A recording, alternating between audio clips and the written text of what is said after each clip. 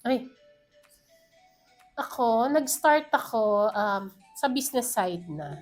Nag-start ako sa Mindanao dahil I'm from Mindanao. I started small business, distribution. 11,600 lang yung pera. I started 11,600. Output yon, binayad sa akin yon ng dati kong employer. Umalis ako eh. So, ang nakuha ko lang is 11,600. So, yung 11,600, nag-start ako na rent ko ng apartment, maliit na apartment, at the same time, warehouse.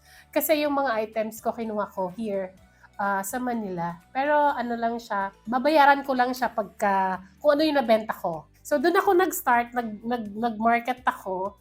Gusto ko talaga ng bayad center. Matagal na. Naghahanap ako, wala naman akong connection sa bayad center. Wala akong kakilala talaga. Kasi iba naman ang industriya ko sa industriya nyo. Maghanap ako sa social media. Ang daming tumatawag. So tumawag, humingi ngayon ng number. Binigyan ko si Oscar. Si Oscar naman yung nakita ko. Alam niya yung gusto niya. So nakuha niya yung loob ko nung magaan siyang kausap. So nung sabi niya, sige ma'am, punta kami sa schedule na ganito. Dalhin ko yung boss ko, which is si Hazel ngayon. So the rest is history, nagiging okay yung naging transaction. And hindi pa isa yung kinuha ko, dalawa pa kaagad. Yun.